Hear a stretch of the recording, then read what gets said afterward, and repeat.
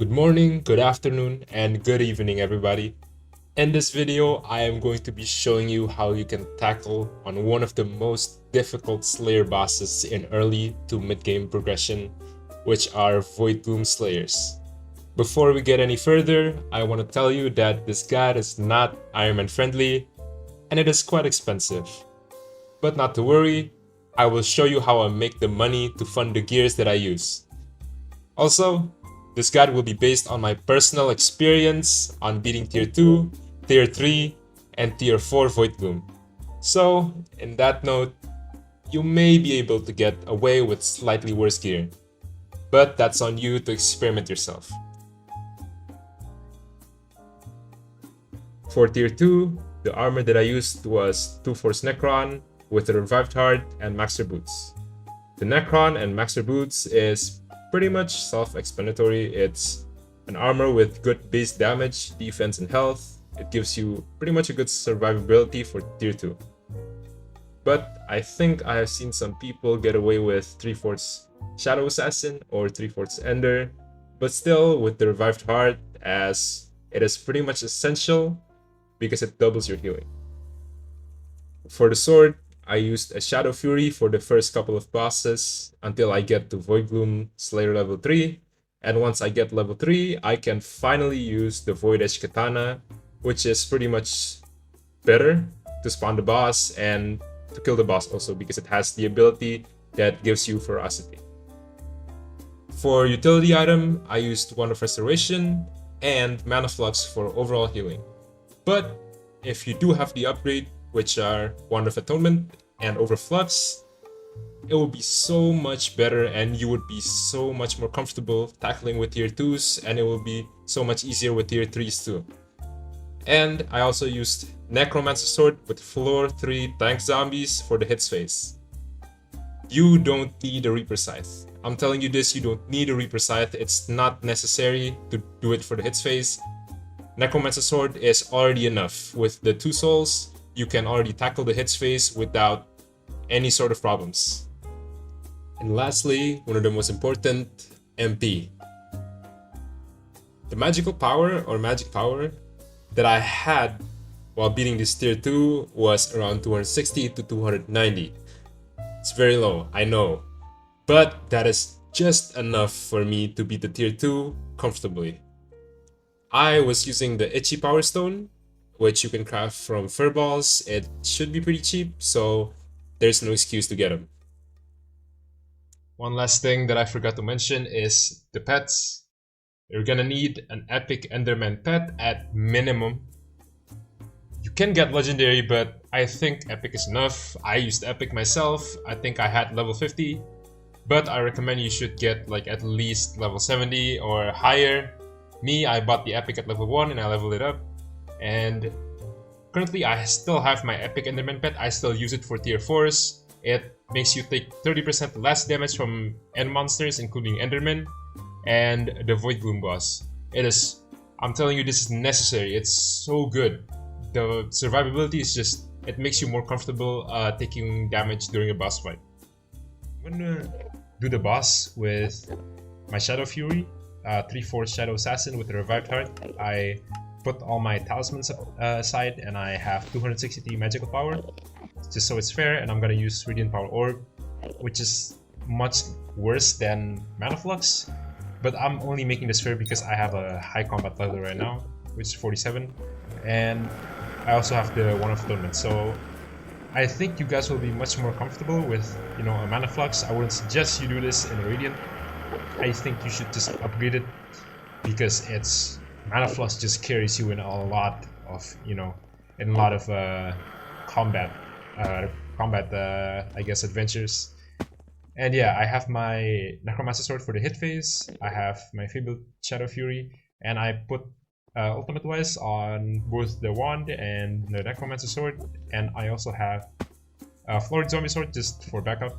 And right now I'm just gonna go kill with my Atom Split, so the boss comes faster. But I am not gonna do the boss in the Atom Split because it would be unfair.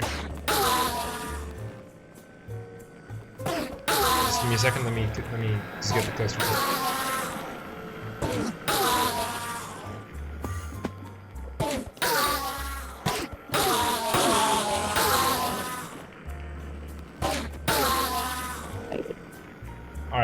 spawn the boss now. What I'm gonna do is I'm gonna deploy my my zombies, and then I'm gonna let it do the hits phase, and then I'll put... I'm sorry, I'm lagging right now. I'm gonna deploy my zombies, I'm gonna let it do a hit phase, and then I'll put my Radiant Power Orb, and I'm gonna use my Wand of Atonement. I do it in that order, but you can basically do it in any order that you like, what you feel comfortable with. It's just basic healing. And anyways, yeah, let me do it. Oh, it's not that one. Okay, I'll do this one then. And I'm gonna do this. I'm gonna put this, I'm gonna heal, and I'm gonna just hit him. Just continuously hit him until it's 18 on health. I'm gonna heal again, because it ran out. Okay, 18 on health, another hit phase. I go back, I heal, I let my zombies do the hit phase. I keep going. I accidentally hit that element, don't worry about it. There's the Yang left, I'm gonna go near it, so it breaks, so I don't get one shot. Another hit phase, I just let my zombie do it. Go back, and I heal again, and I hit him again, and I think this should be game. Oh, my power orb ran out, I'm gonna do that with the Yang left first. And then I'm just gonna kill him. Should be game. Yep. That's how you do a tier 2. I think with Amount of Flux, you will be much more comfortable with, you know, with healing. And I think Wand of Restoration should be fine, because back then I used Wand of Restoration until tier 3, and I only upgraded to Wand of Atonement for tier 4, which we will be coming to discuss in a couple more minutes or so.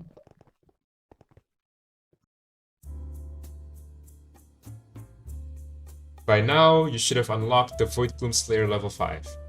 This will unlock the requirement for the Vorpal Katana, which we will be using as our primary weapon. This is what I personally use for my tier 3s, as it is a much better upgrade than the previous Void Edge Katana. The Vorpal basically gives a much better base damage, and also the ability has much more ferocity. The armor we will be using is Final Destination armor with 10,000 kills. For me, I have tested myself with 5,000 kills during my journey, and I couldn't survive. So, from my experience, 10,000 kills is the minimum for survivability. For the utility item and pets, I still use the same one as from tier 2, which are the Mana Flux, Wand of Restoration, and Enderman Pet. Upgrading these to its better variants is always better, but sticking with the current one is good enough. And lastly, for magical power, the first time I killed tier 3, I had around 490 to 500 magical power. In my journey, I have tried to kill the boss with a much lower magical power, but I couldn't deal enough damage. So, as a recommendation, I would say 490 is the bare minimum you can do. So this is my footage of me killing my first tier 3. It's from one of my streams, but I only stream for footage, so I don't think I'll be streaming for content soon. The boss mechanics is still relatively the same, with one extra mechanic, which is the boss throwing these black heads.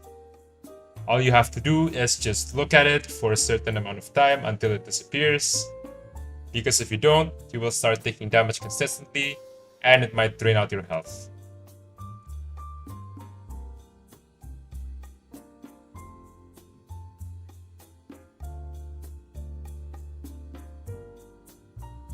The Angglyphs is still the same, the hits phase is still the same. I think it has more hits, and I think you will see soon the new mechanics after this hits phase. Okay, so you can see that the boss throws this head. It has the purple outline for me because I have a mod, but if you don't have like a mod that outlines it, I mean it's pretty visible, so I think you should be fine. And that concludes it for the tier 3 boss. The mechanic is relatively the same. It's just the damage that you deal and your survivability that you need to be aware of. The climb to beating tier 4 was one of my most expensive one. It requires you to upgrade a lot of items. First of all, you should have unlocked Slayer level 6 and crafted the Atom Split Katana, because it is necessary for beating this boss. For armor, I went and bought a 50,000 kills Final Destination and sold my previous one, but I have seen some people do it with 25,000. Still, I recommend 50,000 as from my experience, it is very comfortable during boss fights. For utility items, you need to upgrade your Mana Flux to an Overflux and your One of Restoration to a One of Atonement. The Necromancer Sword and the Florid Zombie Sword stays the same because it is good enough already, it does its job, so you don't need to upgrade those. And lastly, I still had 500 magical power, so it's not much of a difference from tier 3, but it doesn't get more. This boss fight, there will be a new phase, which is the laser phase. It will spit out 4 lasers in 4 directions in which you cannot hit. I mean, you can hit it, but it will deal damage to you, I believe. So you can either jump over it, or you can just walk the other direction. Pretty much everything else stays the same. I put my healing down, I used my Wand of Atonement, and this is the laser phase that I was talking about. I basically just jump over it. And I mean, you can just walk and not touch it. It's the same thing. But jumping is pretty much, it helps you stay in the same place. Also, the hits phase has, I believe, 100 hits. So it might take a while. And you can probably speed it up with probably like a Dragon Shortbow or a Juju Shortbow if you have one. And after this, the phases basically get repeated. It's like hits phase and then laser phase, hits phase, laser phase. And later on, he will spit out the heads that I was talking about on tier 3, in which you need to look at it either through the boss, or you can, I mean, I don't suggest you backing off. I suggest you just keep hitting the boss while looking at the heads, because the heads will do damage over time. I finally realized how it works, but in this fight, I still don't know how it works, so it's more like I didn't look at the heads at all, which I should have. Fortunately, I was carried by the Overflux, which kept me alive and kept me healing.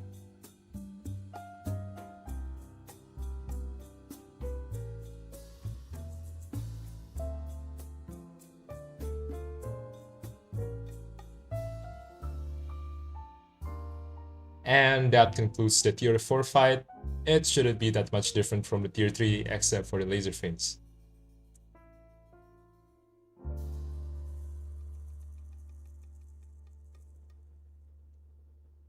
Doing Enderman Slayer can get really expensive, but not to worry, I have a money-making method that I have been using to fund my gears. The money-making method that I'm talking about is killing automaton for parts. This money-making method is my go-to, and it makes me around 30 million an hour, and if I'm luckier, it can make me up to 40 million an hour. The one downside to this is that you do need Heart of the Mountain tier 4 to be able to do this, as it requires access to the Crystal Hollows. What I recommend you do is to do your daily Dwarven Mines commissions, and maybe a little more of the non-daily commissions. By doing those, you will get Heart of the Mountain tier 4 in a couple of days. Now, I am going to demonstrate you on how to do this method. First, you need to go to the Dwarven Mines and purchase a Crystal Hollow Pass for 10,000 coins from this NPC. And after that, you want to go to a portal hub of any kind, anyone you want. For me, it's /visit PRTL. And now, you want to find the Crystal Nucleus portal and enter it. After entering, it will take you straight to the Nucleus, where you want to go to the Precursor Remnants and find the Precursor City, as shown in the video. The Precursor City spawns at random locations. If you want to find it yourself, you can use a wishing compass, but I use a mod called Skyblock that has the data from every player on where the city is found. After that, you can start killing automatons for parts. It's that simple. But there's one thing I need to mention, is that your rates won't be as good because you don't have a moped yet. So I would recommend you to get a moped, preferably max, but you can level it up yourself as you are killing automatons. The max moped will give you 50% more chance of getting automaton parts, and it will increase your rates up to 25 to 30 million coins an hour. And if you wanna make it better, you can get Sorrow Armor, which gives you Magic Find. It also affects the automaton part drops. The automaton parts, you can either sell them separately or you can craft all of them into precursor apparatus. This will help you sell it faster.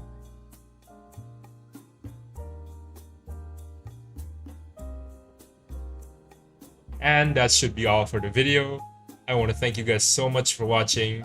I hope you guys enjoy it, and I hope you guys can finally do your tier 2s, tier 3s, or tier 4 VOIDGLOOM Slayers. And if you are still confused, or if you are still dying or not be able to do this boss, please ask me in the comment section. I am happy to help you. I'm sorry for the background noises, if there are some, because it's raining right now as if I'm recording. But yeah, that is all from me. I hope you guys have a nice day. Peace and goodbye.